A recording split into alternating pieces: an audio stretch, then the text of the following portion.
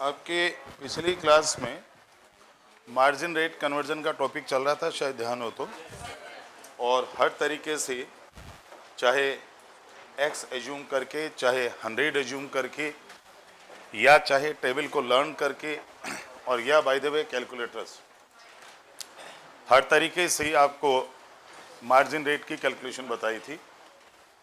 अब कैलकुलेटर का ही एक टॉपिक छोटा सा जो आपके आगे काम आएगा हायर परचेज में। हायर परचेज का चैप्टर आपके कोर्स में है, उस समय बताना पड़ेगा, 5-10 मिनट का है केवल। How to calculate EMI। EMI, what is EMI? Equated monthly installment. Equated monthly installment. It's not equal, it is equated. EQUATED. Equated monthly installment, equated yearly installment, equated quarterly installment, equated half yearly installment। कोई भी loan यदि लिया जाता है, उसका payment यदि monthly पे हो या ईयरली या हाफ ईयरली, या कोई भी असेट परचेज की जाए जिसका इंस्टॉलमेंट पे पेमेंट करना हो, जिसके दो सिस्टम्स दुनिया में चलते हैं। One is HPS, hire purchase system, second is installment payment system, जिसको इंस्टॉलमेंट पेमेंट सिस्टम ही कहते हैं, बट उसका कोई एक्ट बना हुआ नहीं है। हर हायर परचेज का एक्ट बना हुआ है।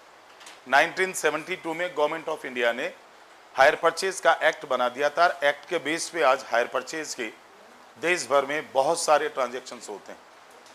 आज जितने भी मोटर कार्स है, स्कूटर्स या मोटरसाइकिल बाइक्स है जो महंगी है, या महंगे मोबाइल है, लोग हायर परचेज सिस्टम पे EMI ऑप्शन या EQI, इक्विटेड क्वार्टरली इंस्टॉलमेंट, या EYI, इक्विटेड ईयरली इंस्टॉलमेंट सिस्टम पे जाते हैं। अभी कभी आप नेट पे यदि ऑनलाइन कोई आइटम सर्च करते हैं, गूगल या अमेजन वगैरह पे जाते हैं, तो कोई भी महंगा आइटम उसमें EMI ऑप्शन अवेलेबल लिखा हुआ आता नीचे। अब वो EMI कंप्यूट कैसे होती है, उसकी कैलकुलेशन मेन है। हम लोग कॉमर्स के स्टूडेंट हैं, फाइनेंस मैनेजमेंट आपके कोर्स में है, अकाउंटिंग आपके कोर्स में है।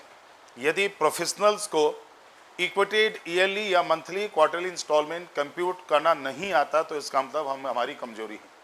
और इतना कोई बड़ा काम नहीं है, कैलकुलेटर से कैलकुलेट होती है, हमें कोई मैनुअल कैलकुलेशन भी नहीं करनी। And hardly it's a matter of 30 seconds, 30 second, आधा मिनट, इससे ज़्यादा टाइम नहीं लगता। अब ये आपके कहीं ना कहीं काम आएगा लाइफ में, और अभी स्टूडेंट लाइफ में भी। आपको यदि कोई जानकार या रिश्तेदार कहीं बैठे और कह दें कि मेरे को ऐसे ऐसे करके कोई गाड़ी लेनी है, कार लेनी है, अभी 10 लाख रुपए की कार है, 2 लाख रुपए तो मैं अभी immediate down payment, down deposit दे दूंगा, 8 लाख रुपए मेरे को लोन कराना है बैंक से।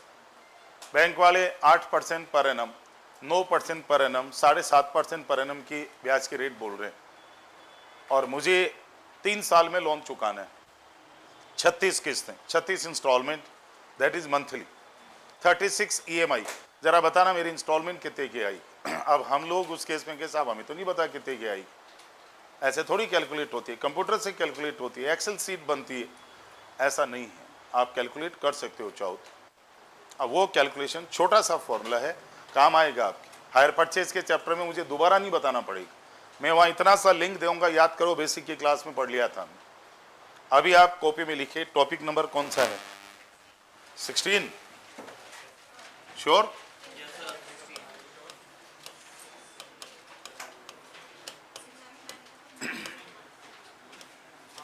16 ऐसे ही लिखते हैं ना?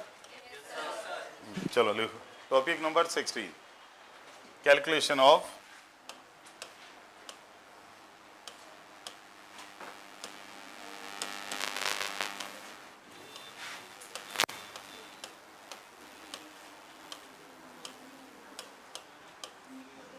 equated, EQUATED, equated monthly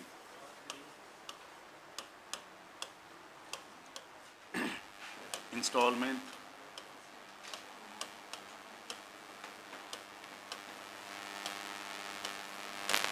or equated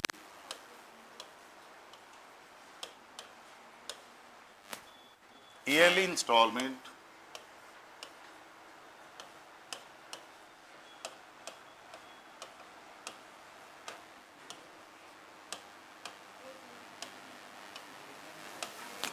equated yearly installment को शॉर्ट में कहते हैं EYI और इक्वेटेड इंस्टॉलमेंट को कहते हैं EMI। ई और आई तो फिक्स है, बस ये monthly, yearly, quarterly, half yearly 4 option होते हैं। कुछ लोग इक्वेटेड मंथली बेसिस पे एक समान, हर महीने एक समान अमाउंट आपको देनी है। कुछ लोग कहते हैं मैंने ईयरली एक समान अमाउंट देनी है, कुछ कहते हैं क्वार्टरली, कुछ हाफ ईयरली। 4 सिस्टम होते हैं ये, EMI, EQI, EHI, EYI। अभी हम 2 भी कर लेंगे तो बाकी 2 भी हो जाएंगे। इक्वेटेड इसको इसलिए कहते हैं कि ये इंस्टॉलमेंट की अमाउंट आपकी एक समान बनाई जाती होती नहीं। अब एक मैथमेटिकल चैलेंज, मैथ्स के स्टूडेंट को ये कह दें, ये लिख लिया सबने? एक मैं अभी आप आगे लिखना मत, अब मैं खाली एक क्वेश्चन रेज कर रहा हूं। मिस्टर एक्स आपसे as a person of mathematics, as a student of accounting, as a student of finance management FM, आपको वो बंदा बोले कि सर मुझे 10 लाख रुपए का किसी बैंक से लोन मिल रहा है, ये लोन मुझे 12% पर एनम बेसिस पे करना है, मेरी इंटरेस्ट की रेट 12% पर एनम है, मुझे 5 इयर्स में ये लोन पे करना है EYI के जरिए, इक्वेटेड ईयरली इंस्टॉलमेंट के बेसिस। अब आप मुझे ये बताओ कि मैं इस लोन की इंस्टॉलमेंट विथ इंटरेस्ट कितनी पे करूं हर साल, और वो अमाउंट एक समान होनी चाहिए। 5 साल बाद मेरा लोन 0 हो जाए। 2,24,000। 2 लाख? अब 2,24,000 आपने कैसे निकाला होगा मालूम? 10 लाख पे आपने 12% ब्याज निकाला, 1,20, तो ब्याज क्या 1 साल का ही लगेगा? मैं 5 ईयर के लिए बोला है। मैं क्या आगे के ब्याज माफ हो जाएंगे? ये अब आप लाख कोशिश कर लो, फिगर पे नहीं आ सकते। आप कर लो जितनी कोशिश करनी। बात क्या है मालूम? 5 बार में पेमेंट होना है, और मंथली नहीं, ईयरली। अभी मैं ईयरली पे हूं, बाद में आऊंगा मंथली। 5 इंस्टॉलमेंट पे करनी है आप, और वो 5 इंस्टॉलमेंट में प्रिंसिपल इंटरेस्ट दोनों होंगे, और उन 5 इंस्टॉलमेंट की अमाउंट आपको बतानी है। आप बोल रहे हो 3 लाख, तो आपने शायद 10 लाख का 12% 1 साल का 1,20,000 मल्टीप्लाइड बाई 5 कर दिया होगा, तो 6 लाख का ब्याज हो गया। 10 लाख ये जोड़ लिया होगा, 16 लाख डिवाइडेड बाई 5 कर दिया, 3,20। यही बोल रहे हो? सही हो ही नहीं सकता। मैं कह रहा हूं आप जितने वो जैसे जैसे चुकाओगे, क्या उस पर ब्याज कम नहीं होगा? आपने तो फ्लैट ब्याज निकाल लिया 12%। जब आप किस्तें चुकाओगे, क्या उसमें प्रिंसिपल नहीं चुकाओगे? तो फिर ब्याज कैसे 10 लाख पे लगा रहे हो 5 साल का? 5 ईयर का 10 लाख पे ब्याज तब लगता है जब हम बीच में कोई भी इंस्टॉलमेंट नहीं देते। आज के 5 साल बाद में लोन चुकाते एक साथ, ऐसे कैसे 5 साल का ब्याज दे दोगे आप? अभी आप पहले ही साल में पे करोगे, उसमें प्रिंसिपल भी तो जाएगा। आपने 3,20 बोला, अभी इस 3,20 में प्रिंसिपल भी तो है। ये कह रहा हूं ना, कैसे भी नहीं आ सकता। आप कर लो जितनी कोशिशें करनी है। 2 सॉल्यूशन पॉसिबल है, या तो x algebra. Suppose EYI ₹X, हम हर साल X रुपीज का अमाउंट पे करेंगे, बट उसमें भी बहुत बुरा उड़ जाएगा मामला। ऐसी इक्वेशन बनेगी कि पहले तो इक्वेशन बनाना मुश्किल, फिर सॉल्व करना मुश्किल। कोई जरूरत नहीं एलजेब्रा की। EYI का एक सीधा सीधा फॉर्मूला होता है। यदि आपने लोन लिया है और इस लोन को 5 बार में पे करना है, अभी मैं डाउन पेमेंट सिस्टम पे नहीं आ रहा हूँ, वो बाद में आऊँगा, कि हमने कोई गाड़ी खरीदी 10 लाख की, कार ली 10 लाख की, 2 लाख रुपए हमने उसी समय दे दिए डाउन पेमेंट, इमीडिएट डिपॉजिट, और 8 लाख रुपए हमने बकाया छोड़ के कह दिया साहब 5 बार में दे देंगे आप, ब्याज की रेट बताओ। बोला साहब 12% बता देंगे। अभी हम उस पर नहीं, मैंने अभी लोन का एग्जाम्पल लिया कि हमने बैंक से एक लोन लिया, 10 लाख का लोन है, बैंक वाले 12%, बैंक नहीं कोई फाइनेंस कंपनी, NBFC मान लो, NBFC जानते हैं सब, नॉन बैंकिंग फाइनेंस कंपनी, आपके कोर्स में भी है NBFC, non banking finance company. आपने किसी NBFC से लोन लिया जो बैंक नहीं है, फाइनेंस कंपनी है, बट वो बैंकिंग बिजनेस नहीं करती, और उसने कह दिया जी 10 लाख का लोन है, 12% ब्याज लगेगा, पर एनम बेसिस पे आपको 5 बार में 5 किस्तें देनी है, वो किस्त कितनी की होगी वो निकालनी है आप। तो पहले एग्जाम्पल लिखो, एग्जाम्पल 1, यही एग्जाम्पल उतार लो और अभी देखना, मैंने कहा ना 30 सेकंड मुश्किल से लगेंगे, 30 सेकंड, आधा मिनट भी ज़्यादा बोल रहा हूँ, 15 सेकंड में हो जाएगा और उसको अभी हम साबित और कर देंगे आपको। आपने जो अभी 3 20 बताए वो साबित नहीं कर पाओगे, उसमें आपका ब्याज प्रिंसिपल डिफरेंट आने लग जाएगा। EYI इक्विटेड ईयरली इंस्टॉलमेंट नहीं आ सकती। एग्जाम्पल लिखिए, अमाउंट ऑफ लोन टेकन, ऐसे थोड़ा ढंग से लिख दो, ये तो मैंने रफ लिखा है। Amount of loan taken ₹10 lakh, amount of loan taken ₹10 lakh, rate of interest, ये सिलेबस का पार्ट है, काम आएगा आगे हायर परचेज में, हम फालतू नहीं पढ़ रहे हैं। Rate of interest 12% per annum, और अभी मैं इजी ले रहा हूं, rate of interest 12% per annum. बाद में आप जो चाहोगे 8, 7, 7.5, 6, 6.25, 6.25, जो बोलना बोल देना, सबसे हो जाता है। फिर लिखिए annual installments payable, annual installments payable in 5 years, annual installments payable in 5 years with interest, annual installments payable in 5 years, आपको 5 साल में लोन चुकाना है, annually, yearly, with interest. Calculate equated yearly installment, 2-4 बार बोलो तो आपको थोड़ा ये लर्न हो जाएगा। इक्वेटेड, EQUATED, क्या दोबारा बोलना है? दोबारा सुन लो, एनुअल इंस्टॉलमेंट्स पेबल, क्या लिखा है?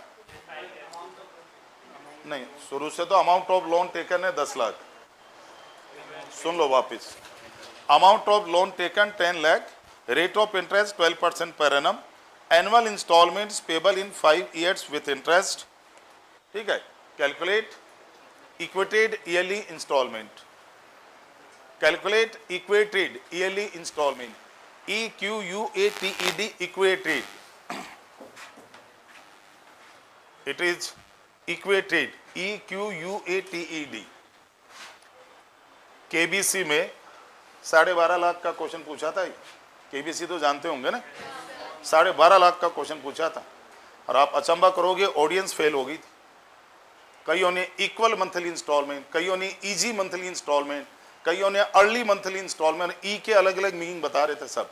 इक्विटेड की नॉलेज ऑडियंस को भी नहीं थी, क्योंकि सारे फाइनेंस के बंदे बैठे हुए नहीं होते वहाँ। अभी इन जनरल मैंने आपसे भी पूछा तो ज़्यादातर का इक्वली वर्ड आया था, 1-2 जनों ने इक्विटेड बोला था।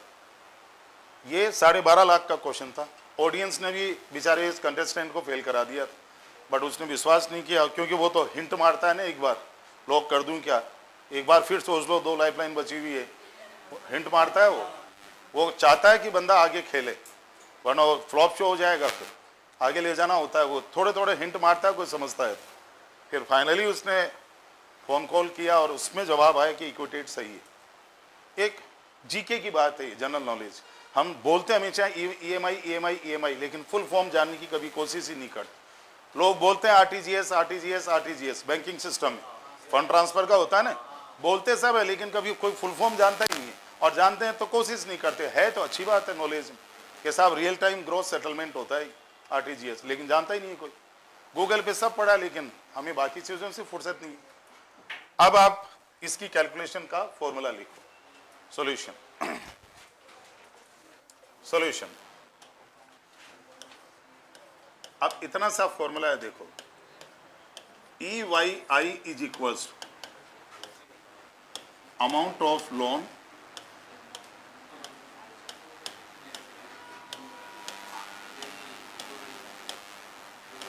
Divided by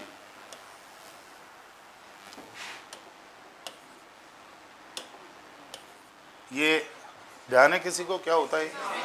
sigma is a summation, sum, total, योग है ना, योग हिंदी में कहते हैं भाई, योग वो योग नहीं, रामदेव वाला नहीं, योग टोटल को योग कहते हैं हिंदी में।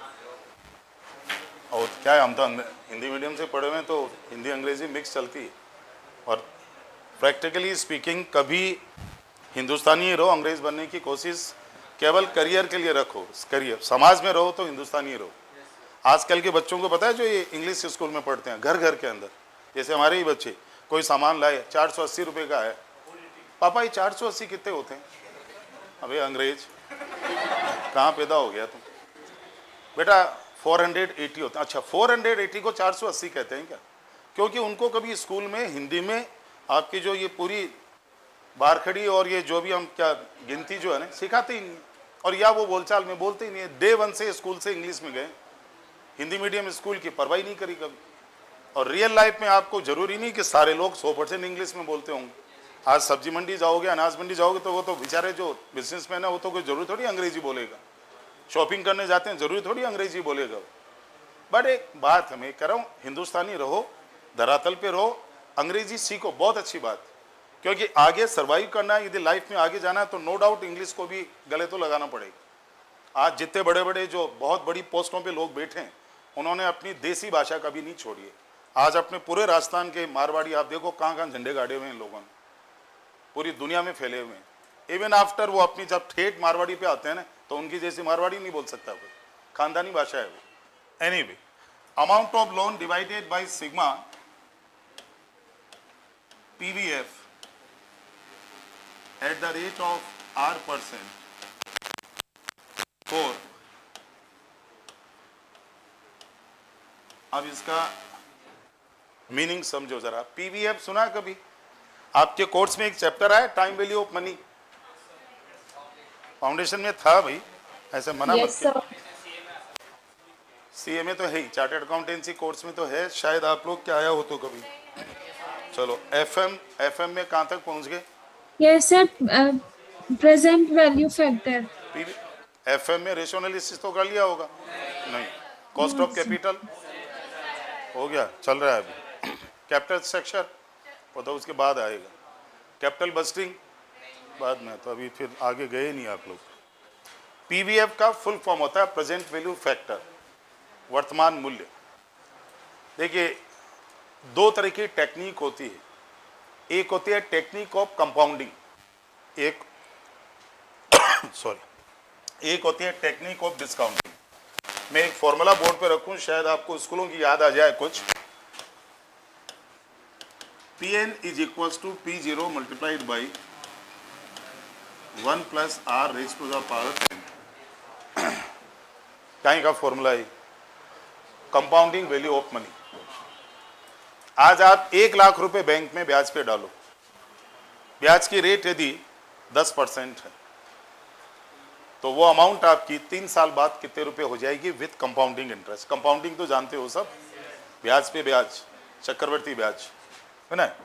Pn यदि 1 लाख रुपए आज बैंक में डालते हो, आप एफडी बनाते हो, और यदि बैंक वाले आपको 10% ब्याज देते हैं तो 10% को डेसिमल्स में लिखने के लिए 10 में 100 का डिवाइड कर दो, 0.1 रेज टू द पावर 3।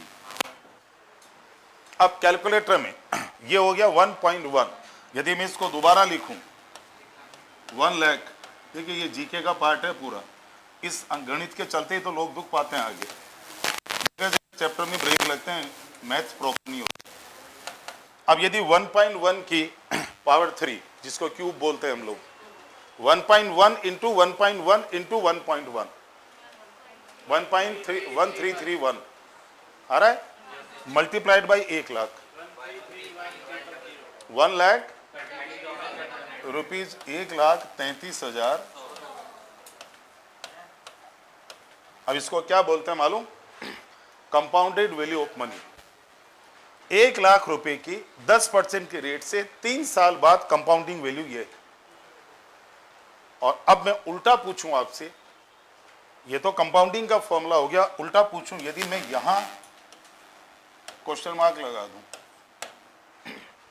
और अब मैं बोलूं कि यदि वो 1,33,100 कंपाउंडेड वैल्यू है तो आज वैल्यू कितनी थी? इसको प्रेजेंट वैल्यू कहते हैं। अब वो 1 लाख निकालोगे कैसे? क्या ये फॉर्मूला रिवर्स नहीं चला जाएगा उधर? अभी आपका Pn का formula, Pn was compounded value, उसका फॉर्मूला P0। FM में, अकाउंटिंग में, कॉस्टिंग में 0 is always present. P1, P2, P3, P4, P5, 1 year, 2 year, 3 year, ये ईयर की रेंज होती है पूरी। जीरो इज ऑलवेज प्रेजेंट, वर्तमान को जीरो कहते हैं, है ना। इस समय P0 आपका कितना है कि 3 साल बाद 3 इयर्स के बाद 10% ब्याज से इतना हो जाएगा।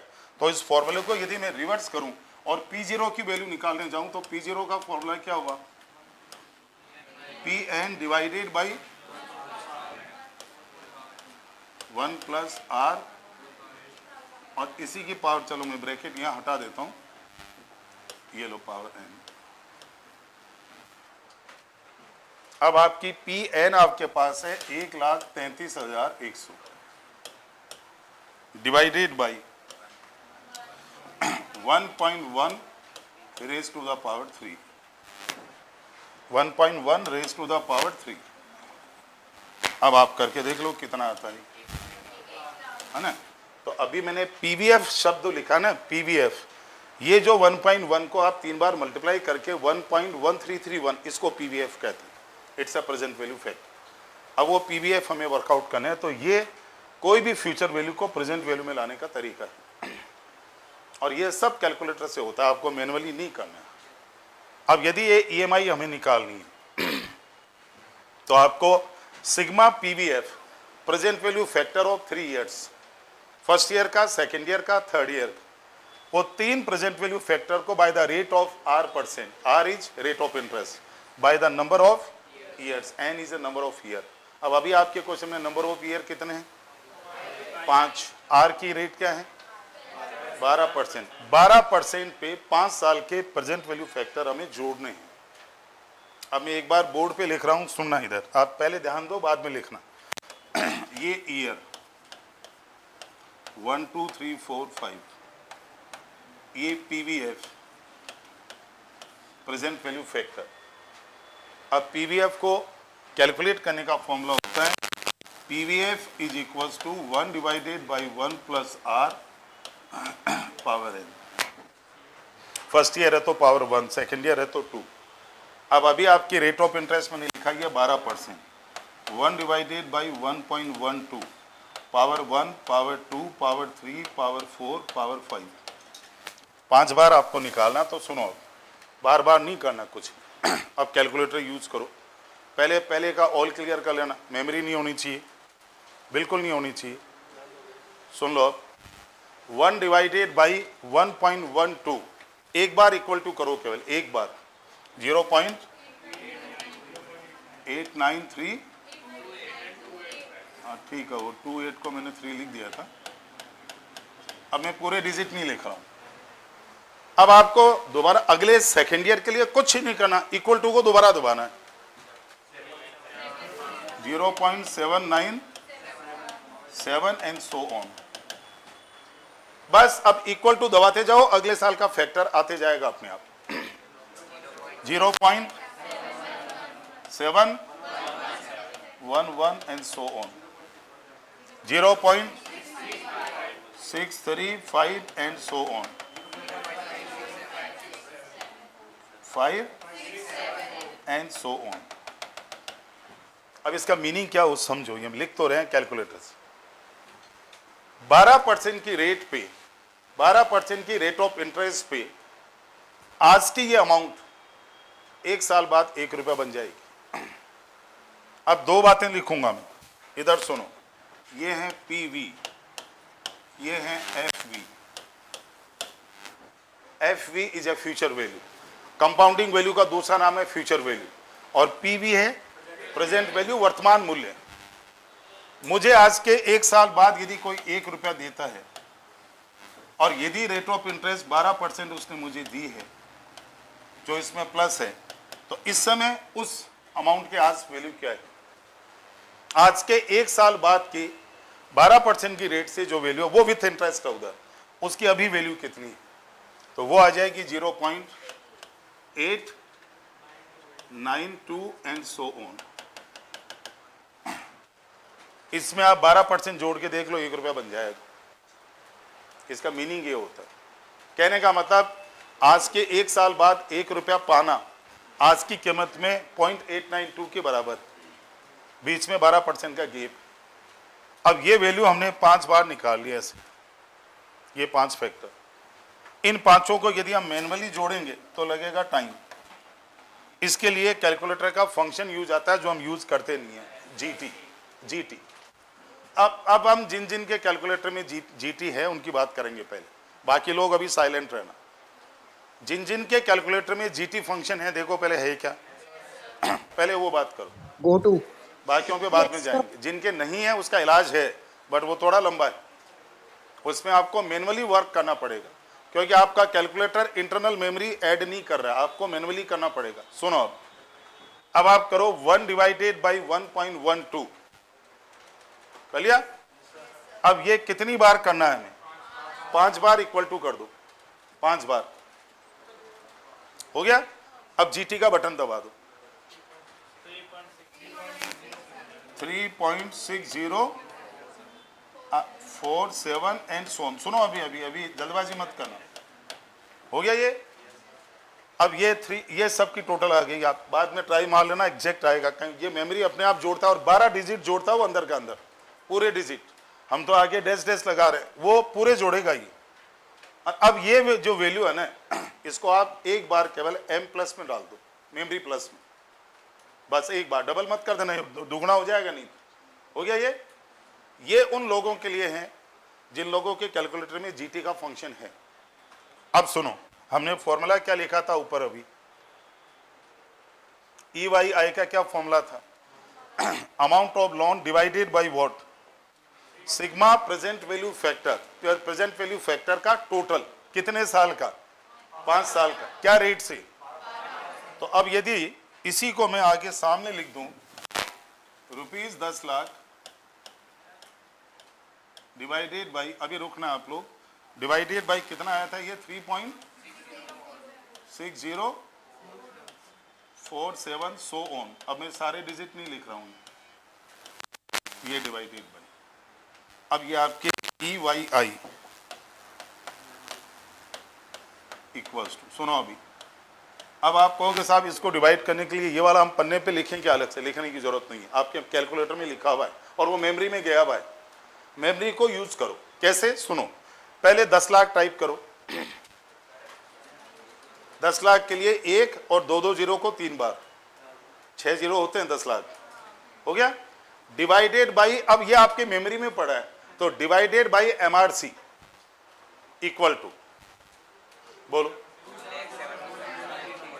2,77,400, बस पॉइंट के आगे कितना है, तो 10 कर लो इसको, फिर 10 कर लो, वो राउंड फिगर में 10 रुपए हो गए।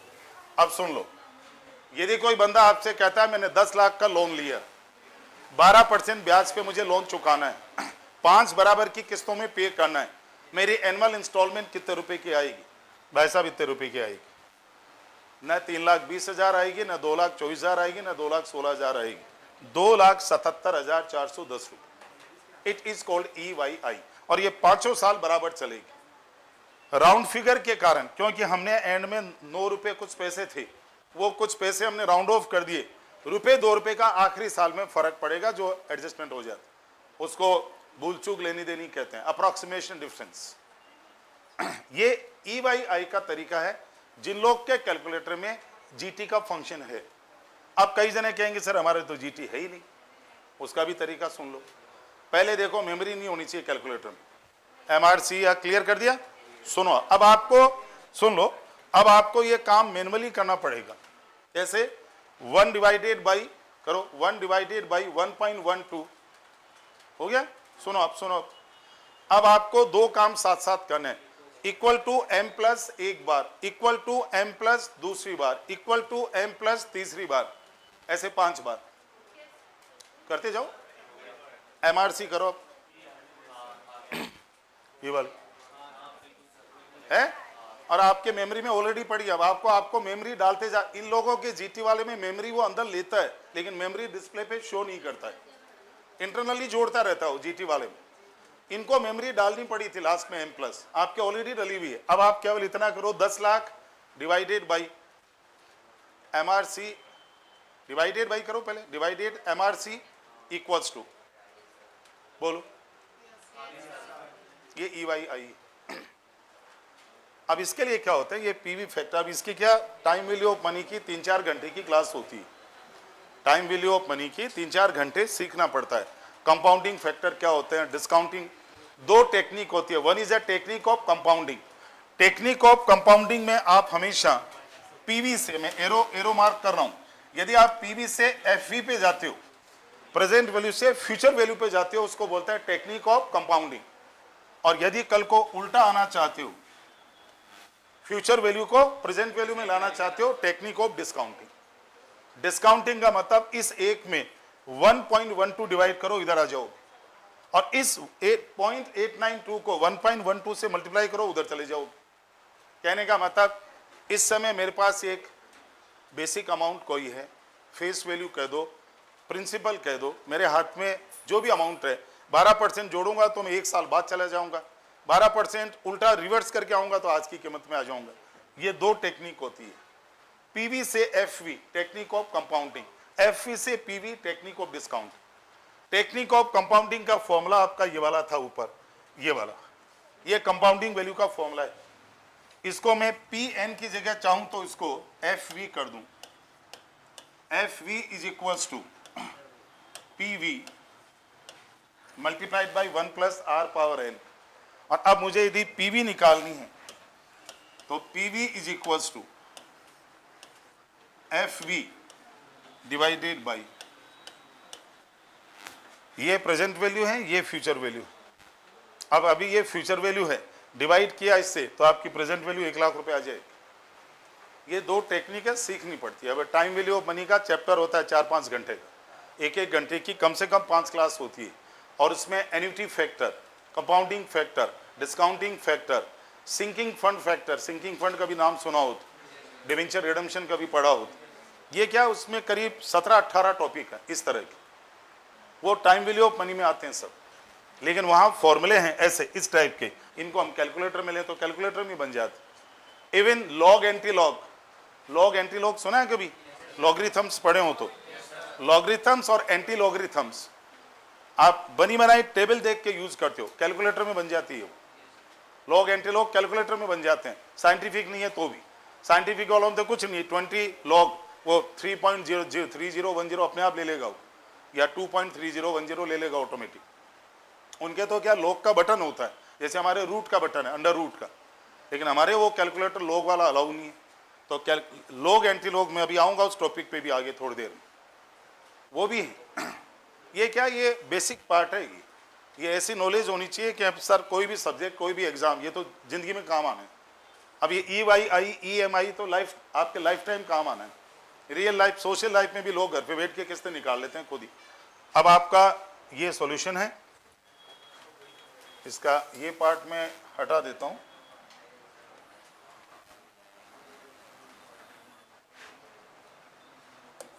ये लो, अब जो क्वेश्चन हमने अभी बनाया था उसका सॉल्यूशन ये है। अब आप आराम से उतार लो। कोई आपसे कह दें कि इतने का लोन लिया, बताओ किस्त कितने की बनेगी, बना दो किस्त।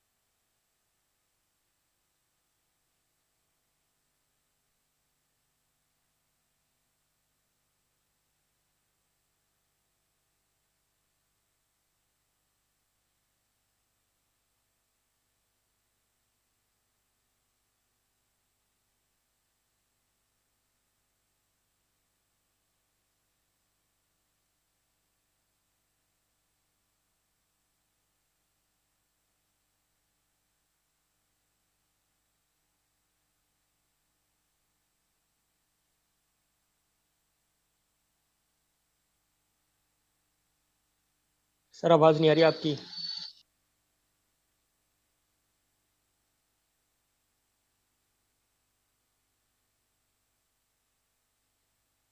सर वॉइस नहीं आ रही।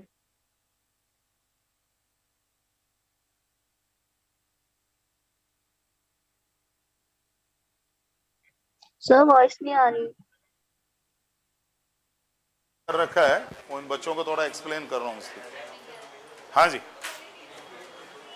अब कई लोगों का कैलकुलेटर ऐसा भी होगा जिसमें आपके 1 डिवाइडेड बाई 1.1 इक्वल टू से वैल्यू आगे नहीं बढ़ रही होगी।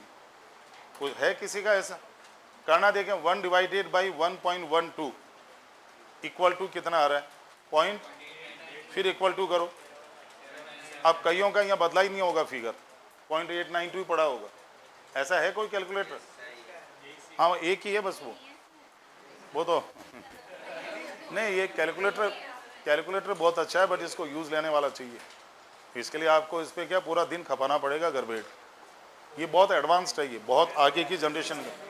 ये क्या, ये 10G टेक्निक आ गई है। हम अभी 5G पे चल रहे हैं, 10G पे आ गया ये। तो ये 10th जनरेशन कंप्यूटर है, ये बहुत एडवांस्ड है। इतना एडवांस कैलकुलेटर एग्जाम में अलाउड ही नहीं होगा। आपका एग्जामिनर एक कैलकुलेटर छीन लेगा आपसे। आप इसको घर पे रख लो और एक नया ले लो। आ रहा है? हाँ, तो मैंने बोला ना 2 बार करना पड़ेगा। इसमें क्या करना होगा, 1.12 डिवाइडेड तो रेसिप्रोकल हो जाता है, फिर 1 इक्वल टू तब निकालेगा। जब हम कोई एक फिगर को 2 बार डिवाइडेड करते हैं तो रेसिप्रोकल हो जाता है, उल्टा हो जाता है, फिर वैसे ही करना पड़ेगा। बट ये एडवाइजेबल नहीं है ना, कितनी बार करोगे इसे। अभी आपके FM में कैलकुलेटर का 90% यूज आएगा। Cost of capital, capital structure, leverage, capital budgeting, risk analysis, आगे प्रोबेबिलिटी डिस्ट्रीब्यूशन, कई जगह काम आएगा। आर्ट्स पूरे कोर्स में 80% कैलकुलेटर का काम है FM, और उसकी तो फिर अलग से क्लास भी होती है। चलो, अब एक क्वेश्चन में और लिखवा रहा हूं, देख के करके बताओ। दूसरा लिखो, मिस्टर ए, जल्दी करो। Mister a taken a loan, mister a taken a loan of rupees 5 lakh.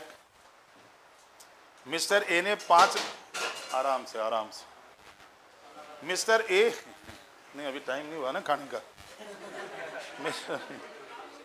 नहीं, अभी टाइम आधा घंटा है अभी। Mister a taken a loan of rupees 5 lakh which is payable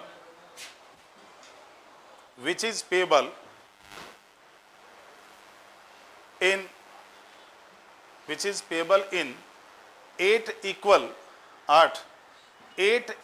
annual installments, 8 annual equal installments with interest at the rate of 15%, 15% per annum, with interest at the rate of 15%, 15% per annum, full stop. Calculate EYI, हमें short में बोल गया हूं, equated yearly instalment निकालनी है। आ गया? मैंने कहा ना आधा मिनट भी नहीं लगता, 15 सेकंड में हो जाता है। वो कोई का 111 आ रहा है, कोई का 149 आ रहा है, ये अलग अलग क्यों आ रहे हैं भाई? 8 साल लिखवाए हैं इस बार, 8 ईयर्स। ब्याज की रेट 15% है। ये 1,11,000 बोल रहे हैं बाकी लोग। 1,11,425। चलो मैं एक बार, दिस इज, अभी देखो चलते हैं धीरे धीरे। सुनो, ये 5 लाख है ना। अब आपके 8 साल की 15% ब्याज के साथ वैल्यू निकालोगे ना, 1 डिवाइडेड बाई 1.15 इक्वल टू 8 बार, 1 डिवाइडेड बाई 1215 इक्वल टू 8 बार। 15% बोलिए ना ब्याज की रेट, तो क्या हमेशा 1.12 थोड़ी लोगे? तो इसलिए तो मैंने रेट चेंज कराई थी। 1 डिवाइडेड बाई 1215, 8 बार इक्वल टू करो, और फिर GT, और उस GT को M+ में डाल दो। हो गया? अब लिखो 5 लाख डिवाइडेड बाई MR। अब MR की वैल्यू बोलो कितनी है? वो जो आपने मेमोरी में डाली वो कितनी है? 4.48732150757। देखो देखें ये आया क्या आपका, ये सब काम आएगा हायर परचेज में, अभी सीख लो ढंग से। अरे 1 डिवाइडेड बाई 1.15 को 8 बार इक्वल टू करके जीटी करना था और उसको मेमोरी में डालना था। और अब आपको 5 lakh divided by MR equal to, अब ये कह रहे हैं 1,11,425 राउंड फिगर, सही है। यदि आप 5 लाख का लोन लेते हो, 15% ब्याज से 8 साल में चुकाना है तो हर साल इतने रुपए देने पड़ेंगे। और इनको हम साबित कर सकते हैं मैथमेटिकली, टेबल बना के ये प्रूव कर सकते हो आपके सर ये बिल्कुल सही है। अभी इससे पहले वाला एग्जाम्पल लिया था मैंने, थोड़ा तेजी से बताऊंगा, ध्यान देना सब लोग।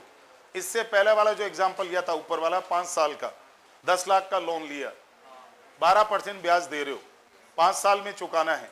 ईएमआई आई थी आपकी 2,77,410। चलो मैं प्रूव कर देता हूं कैसे, सुन लो, थोड़ा तेजी से बोलूंगा, ध्यान देना। ये ईयर, ये ओपनिंग बैलेंस ऑफ लोन, ये अब आप लोग एक्सेल सीट में काम करते नहीं करते मुझे नहीं मालूम, माइक्रोसॉफ्ट एक्सेल, एमएस एक्सेल में स्प्रेडशीट बनाई कभी, सीखो, टाइम है ये, काम आएगी रियल लाइफ में। कल को जब आप प्रैक्टिस करोगे, ऑफिस में बैठोगे, आपको खुद एक्सेल सीट बनानी आनी चाहिए, स्प्रेड सीट कहते हैं उससे, खुद वर्ड में टाइप करनी आनी चाहिए आप, वरना एम्प्लॉय पे डिपेंडेंट हो जाओगे टोटल। थोड़ा बहुत खुद को भी आना चाहिए कि सर मैं एक्सेल सीट बना लूंगा। पहले कॉलम में ईयर, सेकंड कॉलम में opening balance of loan rupees, फिर third column interest at the rate of 12% per annum, ये ब्याज, और फिर EYI, और फिर क्लोजिंग बैलेंस ऑफ लोन। सुनो, अब यदि एक्सेल सीट में कोई काम करना जानता हो तो खाली आपको एक बार फॉर्मूला बनाना पड़ता है, उसके बाद में कोने पे गया और उसको टांग पकड़ी और नीचे खींच दिया, वो कॉपी मार देता अपने आप। किया करो, ये चीजें काम आएगी आपके लाइफ में। 1 2 3 4 5 ड्रैग एंड ड्रॉप हो जाता है वो। सुनो, अब इधर ध्यान दो, मैं प्रूव कर रहा हूं आपका वो फिगर सही था या नहीं। 10 लाख का लोन लिया था आपने, सोचो तो 10 लाख पे 12% ब्याज कितना बनेगा, 1,20। लेकिन आप ईएमआई कितने की दे रहे हो, EYI 2,77। सुनो, अब देखिए छोटी छोटी बातें ये मैथ्स में आनी चाहिए सब। यदि मैंने 10 लाख का लोन लिया, पहले साल का साल भर का 1,20 का ब्याज बना, तो दोनों कितने हो गए टोटल, 11,20 में से मैंने कितने दे दिए, घटा दो, घटाओ। ये हायर परचेज में टेबल बनेगी, ये पूरी काम आएगी आगे। 8,42,590, ये अगले साल का ओपनिंग बैलेंस हो गया। अब इस पे 12% ब्याज निकालो, इंटू 12%,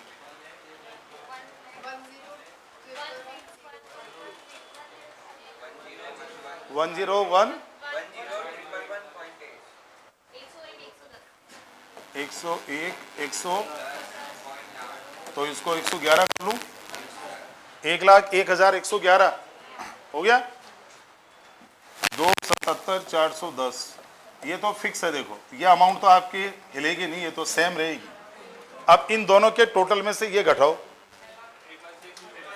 666, 291 कर दूं, 1 ही होगा ना, 666, 291। अब इसका ब्याज निकालो,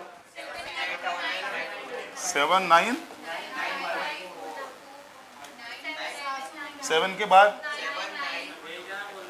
हाँ एक जना बोल दो, ये कंफ्यूजन, 7,995 कर दें, आगे पैसे ज्यादा है ना, चलो 2,77,410। अब आप इन दोनों की टोटल में से वो घटाओ, 4,688। अब मैं रुको, यहाँ 1 और 1 6, तो 6 बचेगा, 6 ही तो बचेगा भाई, 1 ही हो गया, 5 6 हो गए तो 6 ही बचेगा ना उधर। अब 468836, अब 56,200 और 277,410, 24768। अब देखो 6 और 0 गए 6 ही बचेगा। लास्ट 247,686। सुनो अब 277। अब समझो जरा, देखो ये इंडिया में एक टेक्निक चलती है और सब यूज लेते हैं, जुगाड़ टेक्निक। सुना है कभी जुगाड़? यहाँ जुगाड़ चलता है लास्ट में। कैसे? सुन लो। आप प्रिंसिपल में, ये प्रिंसिपल वैल्यू है, इसमें ब्याज जोड़ के टोटल में से इंस्टॉलमेंट घटा रहे हो तो बचा हुआ प्रिंसिपल है वो। ऐसे करते हुए आए। अब ये आखिरी साल है, तो अब क्या लास्ट में यहाँ पे बैलेंस बचना चाहिए? नील होना चाहिए ना। उल्टा काम करो, इसमें और इसमें डिफरेंस ले लो। कितना आ रहा है? 29730 नहीं आएगा भाई। अरे 24। और अब आपने यदि वैसे ब्याज निकाला होगा ना, 247,686 का 12% निकालो। हाँ, आएगा फर्क। तो कारण है ना, हमने राउंड ऑफ किया था ना इसको। मैंने कहा ना लास्ट में 1-2 रुपए का फर्क आएगा, बिल्कुल आएगा भाई।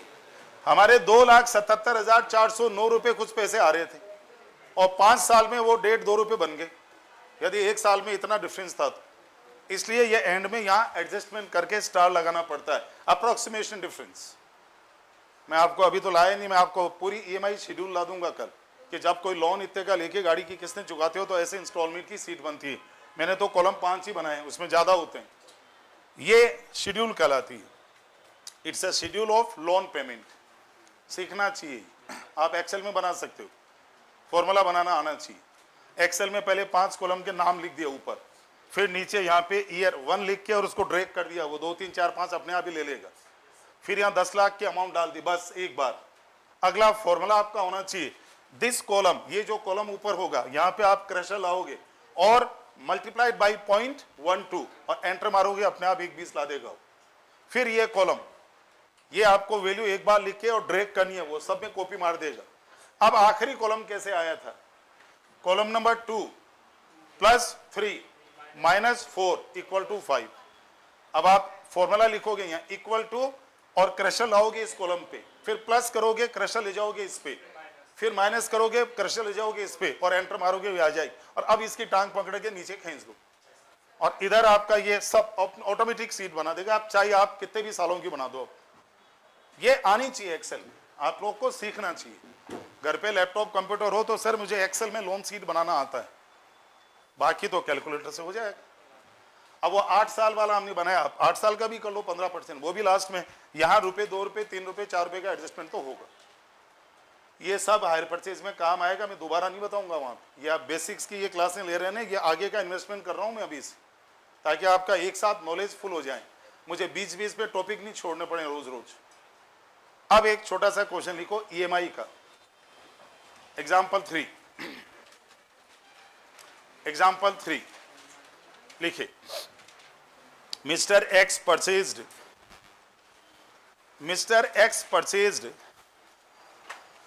a mobile costing ₹1 lakh. Mr. X purchased a mobile costing ₹1 lakh. Full stop. Down payment ₹20,000. Down payment ₹20,000. Rate of interest 12% per annum, 12% per annum हो गया। कैलकुलेट EMI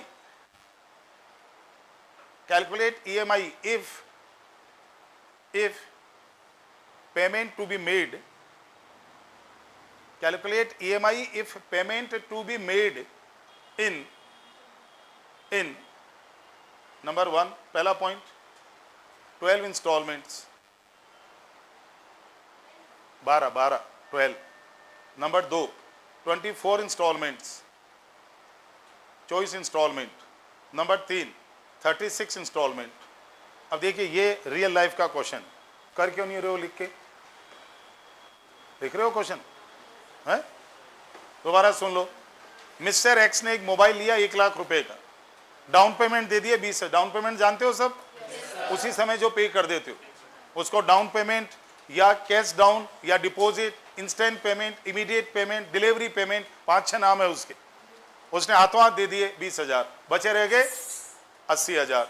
वो 80,000 उसे देने हैं कितनी किस्तों में? या तो 12 या 24 या 36। ब्याज क्या लग रहा है? 12% पर एनम। अब हमें इतनी तो नॉलेज होनी चाहिए कि यदि ब्याज की रेट साल की 12% है, 12 महीनों की, तो 1 महीने की क्या हुई? अब 1% को डेसिमल्स में कैसे बोलोगे? 1 डिवाइडेड बाई 100, 0.01, नॉट 0.1, वो तो 10% हो जाएगी। हो गया? अब आपको ईएमआई निकालनी है। एक हेल्प में आपके कर देता हूं, बाकी आप अपने आप करोगे। ईएमआई इज इक्वल्स टू, सुन लो, कॉस्ट ऑफ मोबाइल। अब जब चैप्टर पढ़ेंगे हम हायर परचेज, तो यहां नाम कर देंगे कॉस्ट की जगह कैश प्राइस, वहां कैश प्राइस बोलते हैं। Cost of mobile minus down payment,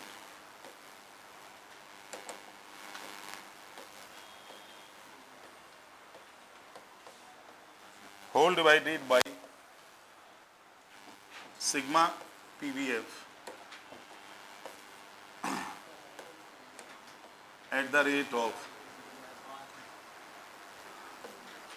1% for 12 installments.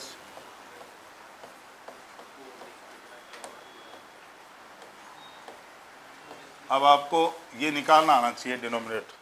अब मैं वैल्यू रख दूँ यहाँ पे, रुपीज़ 1 लाख का मोबाइल है, 20,000 आपने हाथों हाथ दे दी, इमीडिएट पे कर दी, डिवाइडेड बाई, अब ये जो फैक्टर आप निकालोगे ना, 1 divided by 1.01, 1 divided by 1.01 equal to 12 बार, और फिर जो आए उसको जीटी करो और उसको एम प्लस में डाल दो हाथों हाथ। जिन लोग के जीटी है, मैं उनकी बात कर रहा हूँ। अब जिनके जीटी का बटन नहीं है, 1 divided by 1.01 equal to M plus एक बार इक्वल टू एम प्लस दूसरी बार, ऐसे 12 बार। अब वो बोलो वैल्यू कितनी आई? वो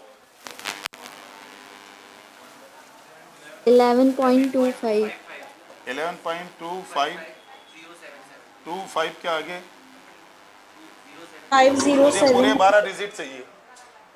11.25 के आगे कैलकुलेटर दे दो मुझे। 1 डिवाइडेड, सर इंटरेस्ट 12% है ना? 12% पर एनम है वो। अभी थोड़ी देर पहले कहाँ थे आप? अरे 12% पर एनम है, और किसने दे रहे हो? मंथली। तो पर एनम को मंथली बदलोगे तो 12 डिवाइडेड बाई 12, 1% पर मंथ हुई ना।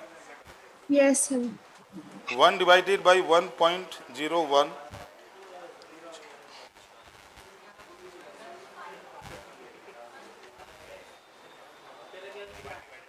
अच्छा इसमें जीटी है ही नहीं, इसमें जीटी नहीं है। देखो तो 1 डिवाइडेड बाई 1.01,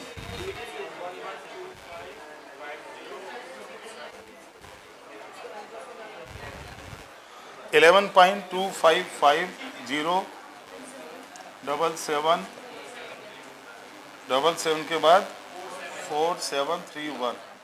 अब ये क्या, कॉपी में आप लिख दो, चाहे कैलकुलेटर में, मेमोरी में पढ़ा है।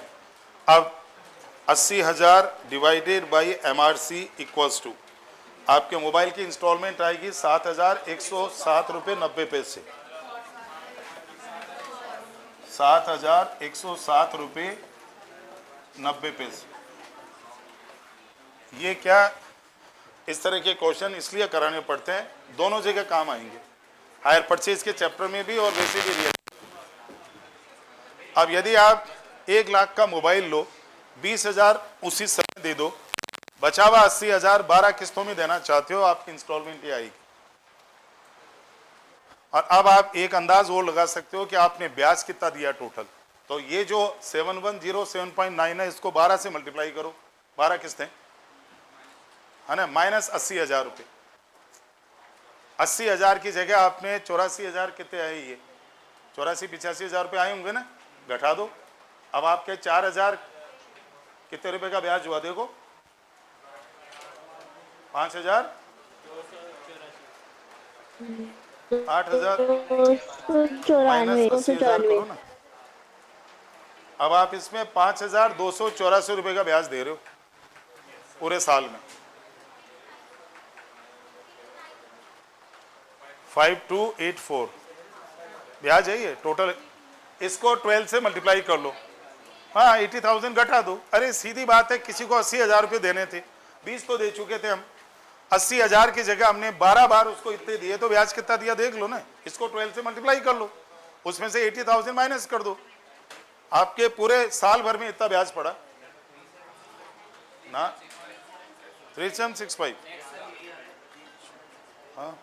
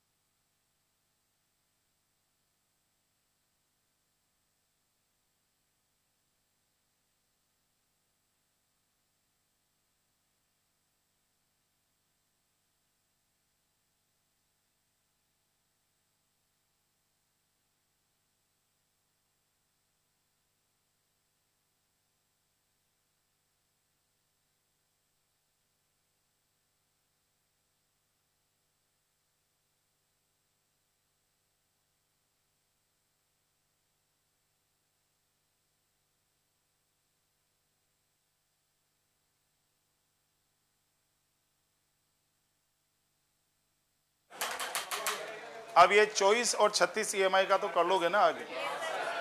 चलो अब टॉपिक नंबर नेक्स्ट जगह छोड़ दो, और ये फॉर्मूला ध्यान रखो आगे भी।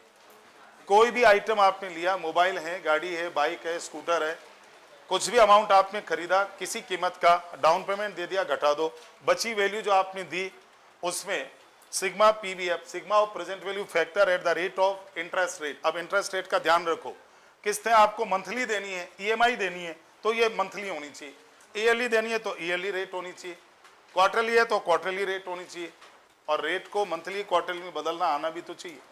12% यदि ईयरली रेट ऑफ इंटरेस्ट है, पर एनम है, डिवाइडेड बाई 12, एक महीने का 1%, multiplied by 3, quarterly 3%, multiplied by 6, quarterly half yearly 6%।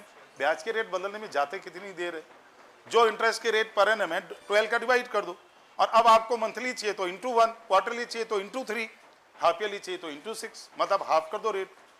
इतना ध्यान रखो आपको इंस्टॉलमेंट कौन से सिस्टम पे देनी है, ब्याज के रेट वैसे होगी, और कितनी किस्तें देनी है, मंथली 12, क्वार्टरली कितनी, हाफ ईयरली कितनी, किस्तों की संख्या ये आ जाएगी EMI। ऐसे EQI, ऐसे EYI, EHI, इक्विटेड half yearly instalment. अब ये तो देखो ये प्रैक्टिस का गेम है, घंटे 2 घंटे खुद ही क्वेश्चन बनाओ और खुद ही सोल्व करो और खुद ही वेरीफाई करो। अब अभी इसको आप वेरीफाई करना चाहो ना कि सर ये सही है क्या, तो अभी थोड़ी देर पहले मैंने ये सीट बनाई थी, 12 महीने की, ईयर की जगह महीना 1 से 12, यहाँ चालू करो 80,000 से, क्योंकि 20 तो दे दिए, 80,000 में ब्याज निकालते जाओ 1%, और ये घटाते जाओ, एंड में 0 आ जाएगा। वो ₹2 का एडजस्टमेंट तो होगा लास्ट। चलो ये आपका एक टॉपिक हो गया। अब आप इसकी चॉइस किस्तें हैं तो ये कम हो जाएगी, ये जो अभी मोबाइल वाला क्वेश्चन किया ना आपने, हाँ ये 3,000 कुछ आएगी, और यदि 36 है तो और कम आएगी, 2,657। यस 2657 आएगा तीसरा आंसर, और सेकंड वाला 3765.87 पॉइंट समथिंग। अब वो तो देखो आप प्रैक्टिस करते रहो, ये आपका जीके का पार्ट, मैंने आधा घंटा लगा के समझा दिया, बता दिया, रियल लाइफ में भी काम आना, किताबों में, हायर परचेज के चैप्टर में मैं यहाँ दोबारा आप टाइम नहीं लगाऊंगा इस। अब एक टॉपिक और लिखो आज जो आपकी नॉलेज में ही नहीं है, आपकी पढ़ा और फाउंडेशन में था, अभी मना कर दोगे हाथों हाथ, ठीक है। लिखो, एक बात बताओ, डेप्रिसिएशन की 2 मेथड, SLM और ज़्यादा यूज यही आती है, और अभी 2 दिन पहले हमने डेप्रिसिएशन की अकाउंटिंग पढ़ी थी, वो अकाउंटिंग मेथड थी, जनरल एंट्री करने की मेथड अकाउंटिंग मेथड कहलाती, डेप्रिसिएशन को कैलकुलेट करने की मेथड मैथमेटिकल मेथड कहलाती। अब हम जनरली SLM WDV दो यूज करते हैं। SLM डेप्रिसिएशन लगाते हैं तो असेट के ओरिजिनल कॉस्ट पे एक जैसा डेप्रिसिएशन सालों साल लगाते हैं डिपेंडिंग अपॉन लाइफ। यदि एक असेट की कॉस्ट है 10 लाख, एक मशीन खरीदी 10 लाख, लाइफ है उसकी 5 साल, 5 साल बाद वो मशीन यदि सैल्वेज वैल्यू, रीसेल वैल्यू बाजार में 2 लाख में बिक जाएगी, जाते जाते 2 लाख 5 साल बाद में दे जाएगी हमें स्क्रैप वैल्यू, तो 10 लाख माइनस 2 लाख कितने रह गए? इसको बोलते हैं डेप्रिसिएबल अमाउंट। ये एएस की भाषा बोल रहा हूं। अब मैं AS 10 पढ़ना है आपके कोर्स में है, उस समय ये वर्ड यूज करूंगा मैं। Original cost of any asset minus resale value, salvage value, scrap value, realisable value, residual value, terminal value, 5-6 नाम होते हैं इसके। कोई भी असेट जाते जाते कितने रुपए दी जाएगी, वो उसकी realisable value, residual value, resale value, salvage value, terminal value. Terminal होता है अंतिम मूल्य, घटा दो। ये जो डिफरेंस आता है इसको बोलते हैं depreciable amount of asset. Depreciable 10 minus 2, 8 lakh रुपए डेप्रिसिएबल वैल्यू है। इसको 5 साल में बराबर बिछाना है, इक्वली डिस्ट्रीब्यूट करना है, डिवाइडेड बाई 5। सालाना डेप्रिसिएशन 1,60,000। 1 मिनट OTP बता दो।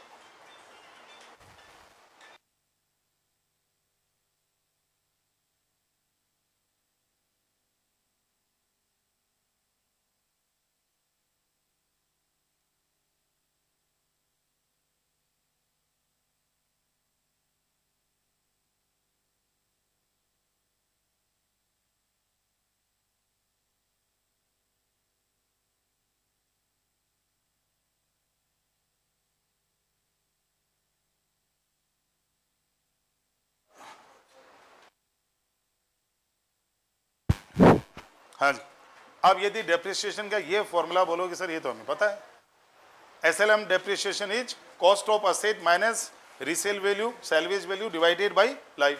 बोला सर ये तो आता है, इट्स ओके। अब आप WDV मेथड की बात करो। एक असेट 10 लाख की मशीन, उसके ऊपर आपको डेप्रिसिएशन लगाना है WDV मेथड की परसेंटेज से। परसेंटेज इज क्वेश्चन मार्क, मैं दे दूंगा फिर तो लगा लोगे, परसेंटेज मुझे नहीं मालूम। और आज के 5 साल बाद इस असेट की रीसेल वैल्यू या रिलायजेबल वैल्यू 2 लाख रुपए। बताओ SLM तो निकाल दोगे, WDV डेप्रिसिएशन हर साल कितना होना चाहिए? अब जरा मैथमेटिकली सोचना, वही अभी लोन वाला जो मामला, ऐसा कैसा मामला है डिक्टो। सुनो जरा, 10 लाख की machine, salvage value 2 lakh, divided by 5 years. आप यदि डेप्रिसिएशन हर साल एक समान लगाना चाहते हो तब तो कितना हो जाएगा? ये 1,60,000। अब इस असेट को खरीदोगे तो machine account debit to cash या बैंक 10 लाख, और हर साल एंट्री करोगे डेप्रिसिएशन टू मशीन 1,60, और ऐसे 5 साल तक 5 एंट्री करोगे तो 1,60, 1,60, 1,60 डाउन होते होते ये मशीन 5th ईयर के एंड में कितने पे आ जाएगी? और इतने पे बेचोगे, नो प्रॉफिट नो लॉस। आप कहेंगे साहब प्रॉफिट लॉस होता, मैं उस पर भी बाद में आऊँगा और आपकी ये गलतफहमी दूर करूँगा कि कोई भी असेट को बेचने पे कभी प्रॉफिट लॉस होता ही नहीं है, होता ही नहीं है, हो नहीं सकता। हम झूठा नाम देते हैं उसको प्रॉफिट लॉस का। वो आप पढ़ोगे तब आगे बात करूँगा, और आप हाँ भरोगे सर ये तो हमने कभी दिमाग ही नहीं लगाया। अभी हाल फिलहाल ये SLM डेप्रिसिएशन हो गया, दिस इज SLM डेप्रिसिएशन। और बात ये हुई कि यदि 10 लाख की असेट खरीदोगे, खरीदने की एंट्री करोगे, 5 साल तक डेप्रिसिएशन की एंट्री करोगे, end of 5th year asset की book value, WDV, written down value, carrying amount 2 lakh बच जाएगी। ये SLM की बात हुई। अब मैं दूसरी बात करूं, 10 लाख की मशीन पे -20% per annum depreciation on WDV basis,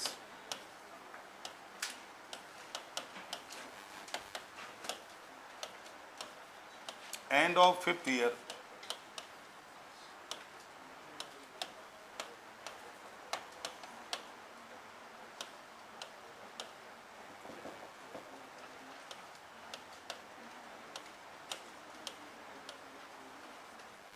ये 10 लाख।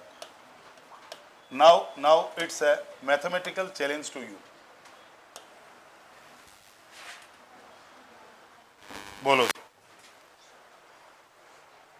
बोलो। Now it's a mathematical challenge. एक स्टूडेंट को ये मैथ्स का चैलेंज है कि यदि 10 लाख की असेट पे 20% डेप्रिसिएशन हर साल लगाओगे, लेकिन कौन सी मेथड से? 5th ईयर के एंड में मुझे 2 लाख रुपए चाहिए बचे हुए, और ये डेप्रिसिएशन की रेट मैंने, एक मिनट सुनो, ये तो सस्पेंस ही खत्म हो गया। क्वेश्चन मार्क, बस वही तो मुझे पता नहीं है कितनी, वो मैं बताऊंगा भी नहीं, आप नहीं।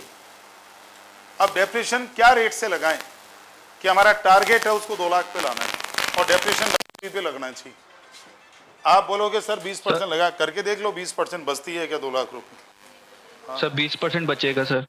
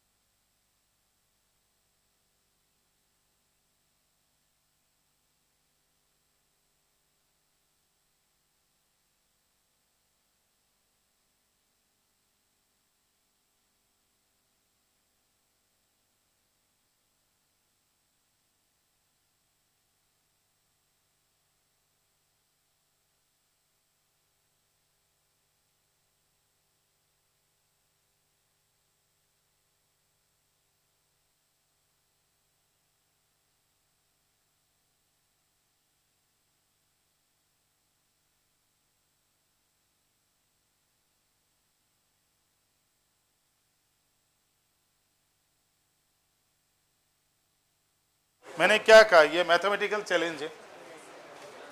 यदि 10 लाख की मशीन पे प्रति वर्ष per annum by rate of depreciation that is unknown, कितना डेप्रिसिएशन डब्ल्यूडीवी सिस्टम पे लगाएं कि 5 साल बाद में value, book value of asset 2 lakh बच जाए।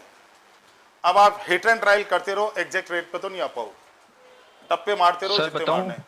अब देखो इसका भी एक तरीका होता है, उसमें भी क्या बहुत टाइम लगाते हो। सुनो मेरी बात, अब वही कैलकुलेटर की बीमारी आएगी केशियो वालों की। 10 लाख टाइप करो माइनस 20%, बस कितने बचे? 10 लाख पे पहले साल के 20%, 2 लाख गए तो 8 लाख ही बचेंगे ना।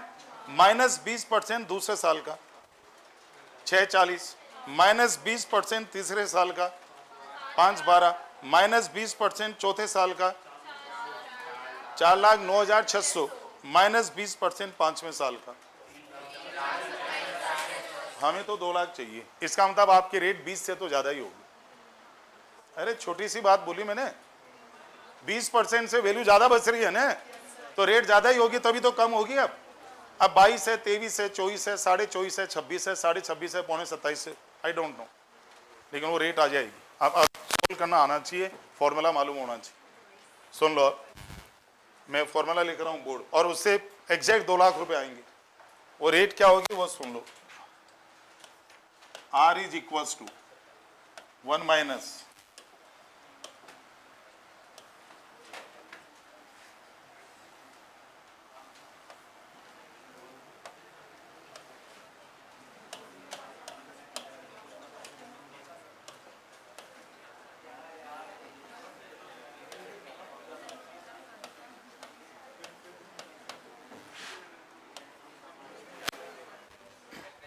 क्या फॉर्मूला है देखो, 1 minus under the root salvage value का शॉर्ट फॉर्म है SV, resale value, divided by cost, और रूट में यहाँ एन होता है। हम लोग 4 का अंडर रूट करते हैं। सुनो जरा, देखिए ये मैथ्स की बातें हैं, आप लोग ने कितनी गहराई से पढ़ी मुझे नहीं मालूम। 4 का अंडर रूट कितना होता है, कैसे आता है उसको समझो। कोई सर ये 4 का अंडर रूट कैसे होता है? ये 4, और यहां साइलेंस में पावर 2 होती है। और अब यदि इसको कोई दूसरे ढंग से लिखना चाहेगा, और यदि इस रूट को हटाना चाहेगा, तो ये रूट कैसे हटेगा वो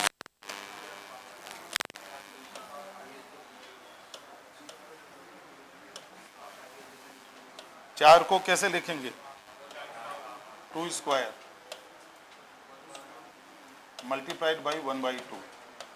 वो जो ये यहाँ n होती है ना, ये अपॉन में आ जाती है, अब 2 स्क्वायर का 1/2 करोगे तो ये क्या रह गया, 2 raised to the power 1 is 2, ऐसे रूट निकलता है। बट अभी हम इस झमेले में नहीं फंस रहे, मैंने आपके सामने फॉर्मूला लिख दिया। अब इसको दूसरे ढंग से लिखने का तरीका है कि सर ये n मुझे यहाँ से हटाना है और मुझे तो ये रूट भी हटाना है, तो इसका दूसरा तरीका है वापस, that is equals to 1 minus salvage value divided by cost raise to the power, ये जो n है 1/n। अब इससे आपकी डेप्रिसिएशन की रेट आ जाएगी। कैसे आएगी सुन लो। अब पहले क्वेश्चन लिखो, आप यहां से लिखो, कॉस्ट ऑफ मशीन ₹10 लाख, ये काम आएगा आपके उसमें कोई भी चैप्टर में, डेप्रिसिएशन में पता नहीं कहाँ कहाँ, आप एएस भी पढ़ोगे, कई सारे एएस में काम आता है, कॉस्ट ऑफ उसमें काम आएगा, कॉस्ट ऑफ कैपिटल में लिखो, cost of machine ₹10 lakh, life 5 years, life 5 साल, एक्सपेक्टेड लाइफ कहते हैं इसे। और फिर लिखो expected salvage value, salvage value, resale value, residual value, बहुत सारे नाम होते हैं इसके, 5-6 नाम होते हैं। Expected salvage value at the end of life ₹2 lakh, expected salvage value SALVAGE, salvage होती है बचा कुचा मूल्य, अवशेष राशि, ₹2 lakh, 2 lakh. Estimated salvage value at the end of life ₹2 lakh. हो गया। Calculate, calculate number one SLM depreciation, calculate number 1 SLM depreciation. Number 2, अरे SLM depreciation मतलब SLM depreciation. Number 2 WDV rate of depreciation, WDV rate of depreciation, बस full stop. लिखो solution 1, SLM depreciation is equals to, SLM depreciation is equals to cost minus salvage value. Formula लिखो पहले, SLM depreciation is equals to cost minus salvage value whole divided by expected life, useful life भी कहते हैं इसे। Cost minus salvage value whole divided by useful life या expected life. अब value रख दो, ₹10 lakh minus 2 lakh divided by 5 years, ₹10 lakh minus 2 lakh whole divided by 5 years. Whole divided का मतलब पूरे पे लाइन करनी होती है, इक्वल्स टू ₹1,60,000 पर एनम। ये डेप्रिसिएशन पर एनम है, 5 साल तक लगेगा, 5 साल में 8 लाख रुपए डेप्रिसिएट हो गए, 2 रह जाएंगे। Solution 2, WDV rate of depreciation. Solution 2, WDV rate of depreciation, underline. अब पहले फॉर्मूला लिखो, R is equals to, original formula पहला वाला है, उसका सिंप्लीफाइड वर्जन दूसरा है। R इज इक्वल्स टू, लिख लो इसको as it is, 1 minus under the root salvage value upon cost, और रूट में जो ये टर्निंग होती है यहाँ पे n होता है, n मतलब नंबर ऑफ ईयर। अब इसको और करके दोबारा लिख दो, और अब रूट हटाना है तो n को पावर में ला दो, 1/n, ये पावर बन जाएगी। 1 minus salvage value upon cost raise to the power 1/n, ये पावर है, थोड़ा ऊपर लिखना। हो गया, लिख दिया ये। अब इसका सॉल्यूशन भी सिखाएंगे आपको अभी, और कईयों का किया हुआ होगा जो हाँ भरेंगे, कई जने मना कर देंगे सर हमें तो किसी ने नहीं बताया ऐसा।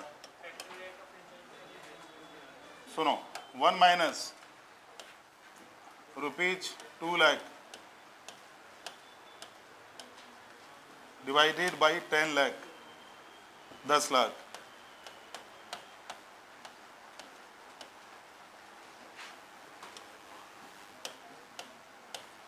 वन बाई 5, ये रेट आ जाएगी। अभी देखना, R is rate of depreciation. अब इसको सोल्व करना ऐसे नहीं होगा, कैसे कर रहे हो आप लोग? डिवाइड तो कर लोगे यहाँ तक, आगे क्या करोगे? 1/5 की पावर कैसे निकालोगे? ये 5 नहीं है, 1/5 है। हाँ यूं बोलो ना। अब जिनका किया हुआ है वो तो बोल गए फट से। चलो अब इसका तरीका सुन लो। अब मैं बोर्ड पे लिखते जाऊंगा, कॉपी में नीचे लिखते जाना, लेकिन वो रफ है। यदि फेयर करूंगा ना तो मैं इसका सीधा आंसर लिखूंगा यहाँ, R इज इक्वल टू इतना % पर एनम। मैं डायरेक्ट आंसर लिखूंगा यहाँ। लेकिन अब आप कहोगे सर वो डायरेक्ट तो मैं बाद में लिख दूंगा, पहले इसको सोल्व तो कैसे करोगे, कैसे आए रेट, उसका तरीका सुन लो। अब आप एक काम करो, R इज इक्वल टू जगह छोड़ के % पर एनम लिख दो। अभी हम आएंगे लौट के वापस कि इसका सॉल्यूशन कैसे होगा, ठीक है? अब एक काम करो, इसको तो कर दो पहले क्लोज। अब नीचे हम कर रहे हैं रफ, सुनो कैसे। अब ये जो 2 लाख बाई 10 लाख है, ये कितने होंगे? तो सुनो, 1 minus 2 divided by 10 raise to the power 1/5 हो गया। अब ऐसा है, इस 1 माइनस को तो हम एंड में यूज करेंगे। अब पहले ये जो इतना सा पार्ट है, कितना पार्ट है? 2/10 रेज टू द पावर, पहले इसको सोल्व करते हुए नीचे जाएंगे, लास्ट में 1 में से घटा देंगे। ये जो वैल्यू आएगी ना, ये 1 में से कम होगी तो R की वैल्यू आ जाएगी। अब इसको कैसे सोल्व करना है, अपना अपना कैलकुलेटर उठाओ। 0.2 का 12 टाइम्स, सुन लो 0.2 कैसे आया? ये आ गया। इसको 12 बार अंडर रूट करो कैलकुलेटर पे। पहले 0.2 टाइप करो कैलकुलेटर में, इसको 12 टाइम अंडर रूट करो। अंडर रूट के बटन को 12 बार दबाओ। सबका हो जाए तो बोलो। अब बोलो, ये आया 0.99960714। 1 2 3 4 5 6 7 8 9 10 डिजिट हुए, इतने आ रहे हैं। चलो छोड़ो, अब सुनो, थोड़ा तसल्ली से चलना। ये 1 माइनस तो मैं एंड में यूज करूंगा, इसको तो मैंने कॉमन रखा हुआ है साइड में। 2/10 का मतलब होता है 0.2, और यदि हमें पावर सोल्व करनी है ऐसे, तो उसको 12 बार पहले अंडर रूट कर लिया, ये आ गया।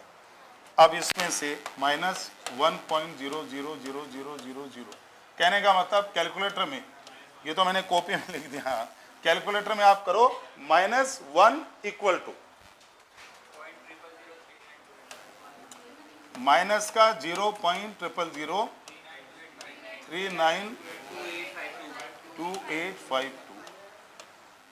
जो वैल्यू आई थी उसमें से 1 घटाना है, तो कैलकुलेटर में -1 इक्वल टू कर दो, ये अपने आप आ जाए। हो गया। अब यहां पावर कितनी थी आपकी?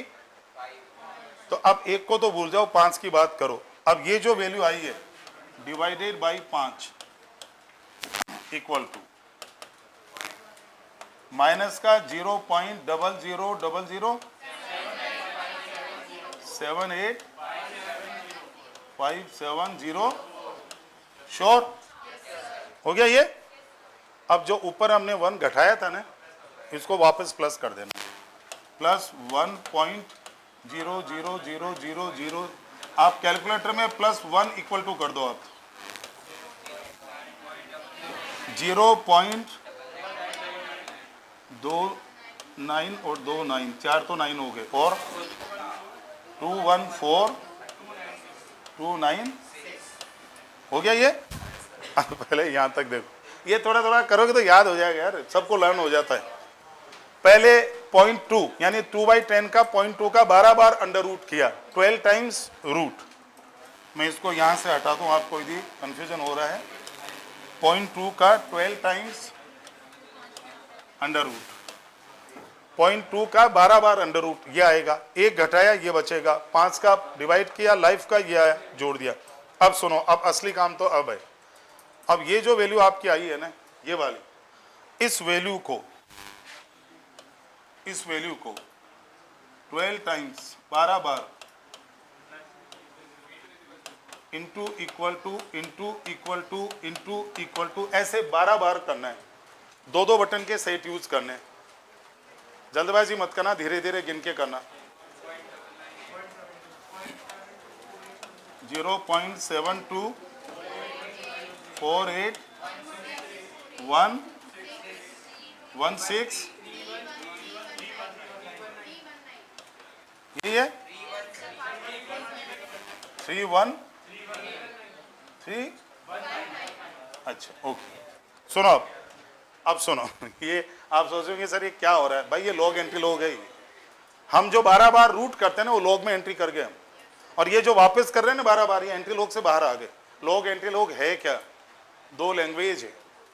मैंने अभी थोड़े दिन पहले भी बोला, हम कीबोर्ड पे टाइप करते हैं, कंप्यूटर में, कैलकुलेटर में, मोबाइल में जब कीबोर्ड पे टाइप करते हैं तो वो बाइनरी सिस्टम में लेता है उसे, और वो बाइनरी से बाहर आता है वापस ह्यूमन लैंग्वेज में। तो लॉग से हम मैथ्स की जो नॉर्मल फिगर से लॉग में एंट्री करते हैं, वापस बाहर आना है तो एंट्री लॉग से बाहर आते हैं, ये एंट्री लॉग सिस्टम। अब सुनो, मैंने क्या कहा था, ये 1 माइनस मैंने पेंडिंग छोड़ा हुआ था, अभी जो वैल्यू आई है ना वो इसकी वैल्यू आई है, और इसकी वैल्यू ये आई है अब, और अब इसमें अब इसको एक में से घटाना है, तो r इज इक्वल्स टू 0.275183686।